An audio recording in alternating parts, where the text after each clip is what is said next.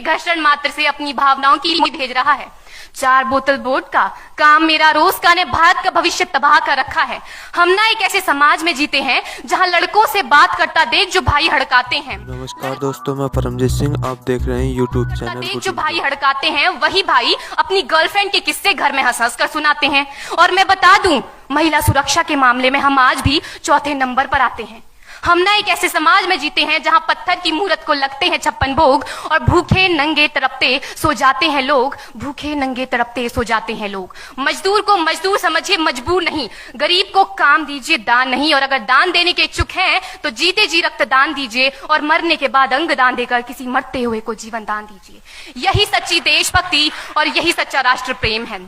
ना सरकार मेरी है ना रब मेरा है, ना सरकार मेरी है ना रब मेरा है, और ना ही ये बड़ा सा नाम मेरा है। बस इतनी सी बात का गुरूर है मुझे कि मैं भारत की हूं और ये भारत मेरा है और ये भारत मेरा है। परंतु एक वैचारिक बीमारी हमारे समाज में मुझे नजर आती है। कहा जाता है हम दुनिया के सबसे बड़े लोकतंत्र हैं, जहां हिंदू पैदा होते हैं, मुस्लिम, सिख और ईसाई भी पैदा होते हैं, लेकिन बदकिस्मती है अब इंसान पैदा नहीं होते। और मेरे विचारों में ना हिंदू की जरूरत है ना मुसलमान की जरूरत है। राष्ट्र निर्माण के लिए केवल अच्छे इंसान की जरूरत है, केवल अच्छे इंसान की जरूरत है। जरा सोच कर देखिए, ये पेड़ पौधे और शाखाएं भी परेशान हो जाएं अगर परिंदे भी हिंदू और मुसलमान हो जाएं। एक शैक्षणिक बीमारी भी हमारे समाज में मुझे नजर आती है। और बड़े ही आश्चर्य की बात है, जिस देश ने पूरी दुनिया को तक्षशिला और नालंदा देकर के विश्वविद्यालय शिक्षा की बुनियाद रखी, आज विश्व के 100 सर्वश्रेष्ठ विश्वविद्यालयों में हमारा एक भी विश्वविद्यालय खड़ा नहीं हो पाता। जहां एक और हमारे पास IIT, IIM और NIT जैसे शिक्षण संस्थान हैं, तो वहीं दूसरी ओर इस देश के गरीबों को बेरोजगारी की जमात में खड़ा करने के लिए उनके हाथ में सर्व शिक्षा अभियान का झुंझुना पकड़ा दिया जाता है। और मैं बता दूं, इस शैक्षणिक बीमारी का केवल एक कारण वो ये कि हमारे देश की शिक्षा नीति केवल 2 तरह के लोगों के लिए बनती है। पहले वो जो विद्वान हैं और दूसरे वो जो धनवान हैं।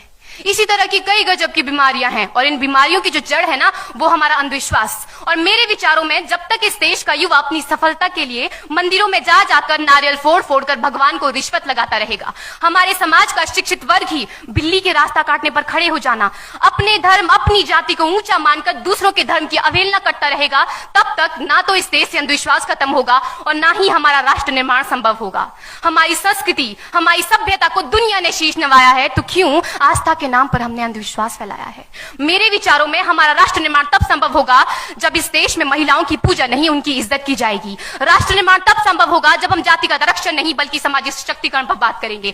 राष्ट्र निर्माण तब संभव होगा जब स्वच्छता अभियान में केवल सरकार नहीं बल्कि सड़क पर चलने वाला हर एक नागरिक हाथ बंटाएगा, स्वच्छ भारत स्वस्थ भारत को दिल से अपनाएगा।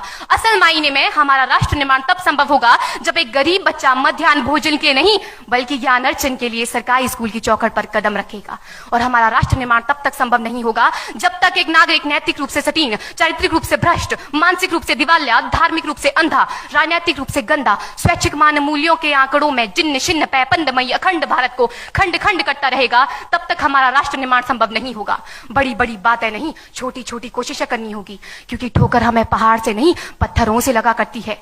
I being an Indian, I being a student, I being a symbol daughter of this motherland feel proud to be an Indian। और मैं सैल्यूट करना चाहूंगी सरहद पर दिन रात हमारी रक्षा के लिए खड़े हर उस जवान को, इस देश की पुलिस, प्रशासन और किसान को, और इस देश के हर उस व्यक्ति को जो अपना काम पूरी ईमानदारी, पूरी मेहनत और पूरी लगन से करते हैं, जिनके बिना राष्ट्र निर्माण की कल्पना करना भी असंभव सा लगता है। और आज इस मंच पर पूरी जिम्मेदारी के साथ मैं भारत की बेटी ये कहती हूं कि हमारा राष्ट्र निर्माण तब संभव होगा जब हम सभी, मैं, आप, हम सब मिलकर प्रयास करेंगे, क्योंकि हमारे देश की जिम्मेदारी नहीं है हमें आगे ले जाने की, हमारी जिम्मेदारी है अपने देश को आगे ले जाने की, अपने राष्ट्र को आगे ले जाने की, अपने वतन को आगे ले जाने की। तो अंत में मैं बस यही कहना चाहूंगी, मेरा हिंदुस्तान महान था, महान है, महान रहेगा। मेरा हिंदुस्तान महान था, महान है, महान रहेगा। होगा हौसला सबके दिलों में बुलंद तो एक दिन पाकिस्तान भी जय हिंद कहेगा। पाकिस्तान ही क्यों, सारा जहान जय हिंद कहेगा, क्योंकि सारे जहां से अच्छा हिंदुस्तान हमारा, सारे जहां से अच्छा हिंदुस्तान हमारा, हम बुलबुलें हैं इसकी, ये गुलिस्तान हमारा, ये गुलिस्तान हमारा। बात करता देख जो भाई हड़काते हैं वही भाई अपनी गर्लफ्रेंड के किस्से घर में हंस हंस कर सुनाते हैं। और मैं बता दूं, महिला सुरक्षा के मामले में हम आज भी चौथे नंबर पर आते हैं। हम ना एक ऐसे समाज में जीते हैं जहां पत्थर की मूरत को लगते हैं 56 भोग और भूखे नंगे तड़पते सो जाते हैं लोग, भूखे नंगे तड़पते सो जाते हैं लोग। मजदूर को मजदूर समझिए, मजबूर नहीं। गरीब को काम दीजिए, दान नहीं। और अगर दान देने के इच्छुक हैं तो जीते जी रक्तदान दीजिए और मरने के बाद अंग दान देकर किसी मरते हुए को जीवन दान दीजिए। यही सच्ची देशभक्ति और यही सच्चा राष्ट्र प्रेम है। ना सरकार मेरी है ना रब मेरा है, ना सरकार मेरी है ना रब मेरा है, और ना ही ये बड़ा सा नाम मेरा है। बस इतनी सी बात का गुरूर है मुझे कि मैं भारत की हूं और ये भारत मेरा है और ये भारत मेरा है। परंतु एक वैचारिक बीमारी हमारे समाज में मुझे नजर आती है। कहा जाता है हम दुनिया के सबसे बड़े लोकतंत्र हैं, जहां हिंदू पैदा होते हैं, मुस्लिम, सिख और ईसाई भी पैदा होते हैं, लेकिन बदकिस्मती है अब इंसान पैदा नहीं होते। और मेरे विचारों में ना हिंदू की जरूरत है ना मुसलमान की जरूरत है। राष्ट्र निर्माण के लिए केवल अच्छे इंसान की जरूरत है, केवल अच्छे इंसान की जरूरत है।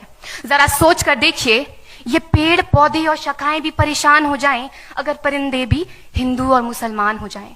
एक शैक्षणिक बीमारी भी हमारे समाज में मुझे नजर आती है, और बड़े ही आश्चर्य की बात है, जिस देश ने पूरी दुनिया को तक्षशिला और नालंदा देकर के विश्वविद्यालय शिक्षा की बुनियाद रखी, आज विश्व के 100 सर्वश्रेष्ठ विश्वविद्यालयों में हमारा एक भी विश्वविद्यालय खड़ा नहीं हो पाता। जहां एक और हमारे पास IIT, IIM और NIT जैसे शिक्षण संस्थान हैं, तो वहीं दूसरी ओर इस देश के गरीबों को बेरोजगारी की जमात में खड़ा करने के लिए उनके हाथ में सर्व शिक्षा अभियान का झुंझुना पकड़ा दिया जाता है। और मैं बता दूं, इस शैक्षणिक बीमारी का केवल एक कारण वो ये कि हमारे देश की शिक्षा नीति केवल 2 तरह के लोगों के लिए बनती है। पहले वो जो विद्वान हैं और दूसरे वो जो धनवान हैं। इसी तरह की कई गजब की बीमारियां हैं, और इन बीमारियों की जो जड़ है ना, वो हमारा अंधविश्वास। और मेरे विचारों में जब तक इस देश का युवा अपनी सफलता के लिए मंदिरों में जा जाकर नारियल फोड़ फोड़ कर भगवान को रिश्वत लगाता रहेगा, हमारे समाज का शिक्षित वर्ग ही बिल्ली के रास्ता काटने पर खड़े हो जाना, अपने धर्म अपनी जाति को ऊंचा मानकर दूसरों के धर्म की अवहेलना करता रहेगा, तब तक ना तो इस देश से अंधविश्वास खत्म होगा और ना ही हमारा राष्ट्र निर्माण संभव होगा। हमारी संस्कृति, हमारी सभ्यता को दुनिया ने शीश नवाया है, तो क्यों आस्था के नाम पर हमने अंधविश्वास फैलाया है।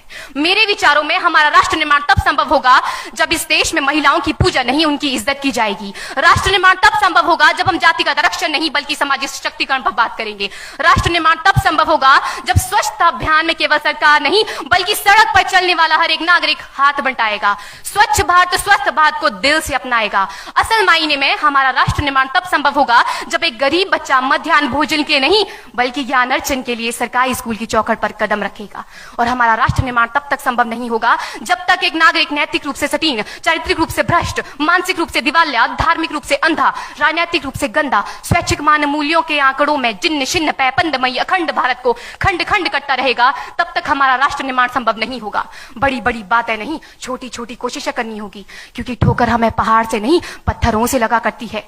I being an Indian, I being a student, I being a symbol daughter of this motherland feel proud to be an Indian। और मैं सैल्यूट करना चाहूंगी सरहद पर दिन रात हमारी रक्षा के लिए खड़े हर उस जवान को, इस देश की पुलिस, प्रशासन और किसान को, और इस देश के हर उस व्यक्ति को जो अपना काम पूरी ईमानदारी, पूरी मेहनत और पूरी लगन से करते हैं, जिनके बिना राष्ट्र निर्माण की कल्पना करना भी असंभव सा लगता है। और आज इस मंच पर पूरी जिम्मेदारी के साथ मैं भारत की बेटी ये कहती हूं कि हमारा राष्ट्र निर्माण तब संभव होगा जब हम सभी, मैं, आप, हम सब मिलकर प्रयास करेंगे, क्योंकि हमारे देश की जिम्मेदारी नहीं है हमें आगे ले जाने की, हमारी जिम्मेदारी है अपने देश को आगे ले जाने की, अपने राष्ट्र को आगे ले जाने की, अपने वतन को आगे ले जाने की।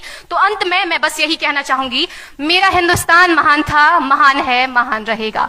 मेरा हिंदुस्तान महान था, महान है, महान रहेगा। होगा हौसला सबके दिलों में बुलंद तो एक दिन पाकिस्तान भी जय हिंद कहेगा। पाकिस्तान ही क्यों, सारा जहान जय हिंद कहेगा, क्योंकि सारे जहां से अच्छा हिंदुस्तान हमारा, सारे जहां से अच्छा हिंदुस्तान हमारा, हम बुलबुलें हैं इसकी, ये गुलिस्तान हमारा, ये गुलिस्तान हमारा। बात करता देख जो भाई हड़काते हैं, वही भाई अपनी गर्लफ्रेंड के किस्से घर में हंस हंस कर सुनाते हैं। और मैं बता दूं, महिला सुरक्षा के मामले में हम आज भी चौथे नंबर पर आते हैं। हम ना एक ऐसे समाज में जीते हैं जहां पत्थर की मूरत को लगते हैं 56 भोग और भूखे नंगे तड़पते सो जाते हैं लोग, भूखे नंगे तड़पते सो जाते हैं लोग। मजदूर को मजदूर समझिए, मजबूर नहीं। गरीब को काम दीजिए, दान नहीं। और अगर दान देने के इच्छुक हैं तो जीते जी रक्तदान दीजिए और मरने के बाद अंग दान देकर किसी मरते हुए को जीवन दान दीजिए। यही सच्ची देशभक्ति और यही सच्चा राष्ट्र प्रेम है। ना सरकार मेरी है, ना रब मेरा है। ना सरकार मेरी है, ना रब मेरा है, और ना ही ये बड़ा सा नाम मेरा है। बस इतनी सी बात का गुरूर है मुझे कि मैं भारत की हूं और ये भारत मेरा है और ये भारत मेरा है। परंतु एक वैचारिक बीमारी हमारे समाज में मुझे नजर आती है। कहा जाता है हम दुनिया के सबसे बड़े लोकतंत्र हैं, जहां हिंदू पैदा होते हैं, मुस्लिम, सिख और ईसाई भी पैदा होते हैं, लेकिन बदकिस्मती है अब इंसान पैदा नहीं होते। और मेरे विचारों में ना हिंदू की जरूरत है, ना मुसलमान की जरूरत है। राष्ट्र निर्माण के लिए केवल अच्छे इंसान की जरूरत है, केवल अच्छे इंसान की जरूरत है। जरा सोच कर देखिए, ये पेड़ पौधे और शाखाएं भी परेशान हो जाएं अगर परिंदे भी हिंदू और मुसलमान हो जाएं। एक शैक्षणिक बीमारी भी हमारे समाज में मुझे नजर आती है, और बड़े ही आश्चर्य की बात है, जिस देश ने पूरी दुनिया को तक्षशिला और नालंदा देकर के विश्वविद्यालय शिक्षा की बुनियाद रखी, आज विश्व के 100 सर्वश्रेष्ठ विश्वविद्यालयों में हमारा एक भी विश्वविद्यालय खड़ा नहीं हो पाता। जहां एक और हमारे पास IIT, IIM और NIT जैसे शिक्षण संस्थान हैं, तो वहीं दूसरी ओर इस देश के गरीबों को बेरोजगारी की जमात में खड़ा करने के लिए उनके हाथ में सर्व शिक्षा अभियान का झुंझुना पकड़ा दिया जाता है। और मैं बता दूं, इस शैक्षणिक बीमारी का केवल एक कारण वो ये कि हमारे देश की शिक्षा नीति केवल 2 तरह के लोगों के लिए बनती है। पहले वो जो विद्वान हैं और दूसरे वो जो धनवान हैं। इसी तरह की कई गजब की बीमारियां हैं, और इन बीमारियों की जो जड़ है ना, वो हमारा अंधविश्वास। और मेरे विचारों में जब तक इस देश का युवा अपनी सफलता के लिए मंदिरों में जा जाकर नारियल फोड़ फोड़ कर भगवान को रिश्वत लगाता रहेगा, हमारे समाज का शिक्षित वर्ग ही बिल्ली के रास्ता काटने पर खड़े हो जाना, अपने धर्म अपनी जाति को ऊंचा मानकर दूसरों के धर्म की अवहेलना करता रहेगा, तब तक ना तो इस देश से अंधविश्वास खत्म होगा और ना ही हमारा राष्ट्र निर्माण संभव होगा। हमारी संस्कृति, हमारी सभ्यता को दुनिया ने शीश नवाया है, तो क्यों आस्था के नाम पर हमने अंधविश्वास फैलाया है। मेरे विचारों में हमारा राष्ट्र निर्माण तब संभव होगा जब इस देश में महिलाओं की पूजा नहीं, उनकी इज्जत की जाएगी। राष्ट्र निर्माण तब संभव होगा जब हम जातिगत आरक्षण नहीं बल्कि सामाजिक सशक्तिकरण पर बात करेंगे। राष्ट्र निर्माण तब संभव होगा जब स्वच्छता अभियान में केवल सरकार नहीं बल्कि सड़क पर चलने वाला हर एक नागरिक हाथ बंटाएगा, स्वच्छ भारत स्वस्थ भारत को दिल से अपनाएगा। असल मायने में हमारा राष्ट्र निर्माण तब संभव होगा जब एक गरीब बच्चा मध्याह्न भोजन के नहीं बल्कि ज्ञान अर्जन के लिए सरकारी स्कूल की चौखट पर कदम रखेगा। और हमारा राष्ट्र निर्माण तब तक संभव नहीं होगा जब तक एक नागरिक नैतिक रूप से सतीन, चारित्रिक रूप से भ्रष्ट, मानसिक रूप से दिवालिया, धार्मिक रूप से अंधा, राजनीतिक रूप से गंदा, स्वैच्छिक मान मूल्यों के आंकड़ों में जिन्न शिन्न पैपंदमयी अखंड भारत को खंड खंड करता रहेगा, तब तक हमारा राष्ट्र निर्माण संभव नहीं होगा। बड़ी बड़ी बातें नहीं, छोटी छोटी कोशिशें करनी होगी, क्योंकि ठोकर हमें पहाड़ से नहीं पत्थरों से लगा करती है। I being an Indian, I being a student, I being a symbol daughter of this motherland feel proud to be an Indian। और मैं सैल्यूट करना चाहूंगी सरहद पर दिन रात हमारी रक्षा के लिए खड़े हर उस जवान को, इस देश की पुलिस, प्रशासन और किसान को, और इस देश के हर उस व्यक्ति को जो अपना काम पूरी ईमानदारी, पूरी मेहनत और पूरी लगन से करते हैं, जिनके बिना राष्ट्र निर्माण की कल्पना करना भी असंभव सा लगता है। और आज इस मंच पर पूरी जिम्मेदारी के साथ मैं भारत की बेटी ये कहती हूं कि हमारा राष्ट्र निर्माण तब संभव होगा जब हम सभी, मैं, आप, हम सब मिलकर प्रयास करेंगे, क्योंकि हमारे देश की जिम्मेदारी नहीं है हमें आगे ले जाने की, हमारी जिम्मेदारी है अपने देश को आगे ले जाने की, अपने राष्ट्र को आगे ले जाने की, अपने वतन को आगे ले जाने की। तो अंत में मैं बस यही कहना चाहूंगी, मेरा हिंदुस्तान महान था, महान है, महान रहेगा। मेरा हिंदुस्तान महान था, महान है, महान रहेगा। होगा हौसला सबके दिलों में बुलंद तो एक दिन पाकिस्तान भी जय हिंद कहेगा। पाकिस्तान ही क्यों, सारा जहान जय हिंद कहेगा, क्योंकि सारे जहां से अच्छा हिंदुस्तान हमारा, सारे जहां से अच्छा हिंदुस्तान हमारा, हम बुलबुलें हैं इसकी, ये गुलिस्तान हमारा, ये गुलिस्तान हमारा। बात करता देख जो भाई हड़काते हैं, वही भाई अपनी गर्लफ्रेंड के किस्से घर में हंस हंस कर सुनाते हैं। और मैं बता दूं, महिला सुरक्षा के मामले में हम आज भी चौथे नंबर पर आते हैं। हम ना एक ऐसे समाज में जीते हैं जहां पत्थर की मूरत को लगते हैं 56 भोग, और भूखे नंगे तड़पते सो जाते हैं लोग, भूखे नंगे तड़पते सो जाते हैं लोग। मजदूर को मजदूर समझिए, मजबूर नहीं। गरीब को काम दीजिए, दान नहीं। और अगर दान देने के इच्छुक हैं तो जीते जी रक्तदान दीजिए, और मरने के बाद अंग दान देकर किसी मरते हुए को जीवन दान दीजिए। यही सच्ची देशभक्ति और यही सच्चा राष्ट्र प्रेम है। ना सरकार मेरी है, ना रब मेरा है। ना सरकार मेरी है, ना रब मेरा है, और ना ही ये बड़ा सा नाम मेरा है। बस इतनी सी बात का गुरूर है मुझे कि मैं भारत की हूं और ये भारत मेरा है और ये भारत मेरा है। परंतु एक वैचारिक बीमारी हमारे समाज में मुझे नजर आती है। कहा जाता है हम दुनिया के सबसे बड़े लोकतंत्र हैं, जहां हिंदू पैदा होते हैं, मुस्लिम, सिख और ईसाई भी पैदा होते हैं, लेकिन बदकिस्मती है अब इंसान पैदा नहीं होते। और मेरे विचारों में ना हिंदू की जरूरत है, ना मुसलमान की जरूरत है। राष्ट्र निर्माण के लिए केवल अच्छे इंसान की जरूरत है, केवल अच्छे इंसान की जरूरत है। जरा सोच कर देखिए, ये पेड़ पौधे और शाखाएं भी परेशान हो जाएं अगर परिंदे भी हिंदू और मुसलमान हो जाएं। एक शैक्षणिक बीमारी भी हमारे समाज में मुझे नजर आती है, और बड़े ही आश्चर्य की बात है, जिस देश ने पूरी दुनिया को तक्षशिला और नालंदा देकर के विश्वविद्यालय शिक्षा की बुनियाद रखी, आज विश्व के 100 सर्वश्रेष्ठ विश्वविद्यालयों में हमारा एक भी विश्वविद्यालय खड़ा नहीं हो पाता। जहां एक और हमारे पास IIT, IIM और NIT जैसे शिक्षण संस्थान हैं, तो वहीं दूसरी ओर इस देश के गरीबों को बेरोजगारी की जमात में खड़ा करने के लिए उनके हाथ में सर्व शिक्षा अभियान का झुंझुना पकड़ा दिया जाता है।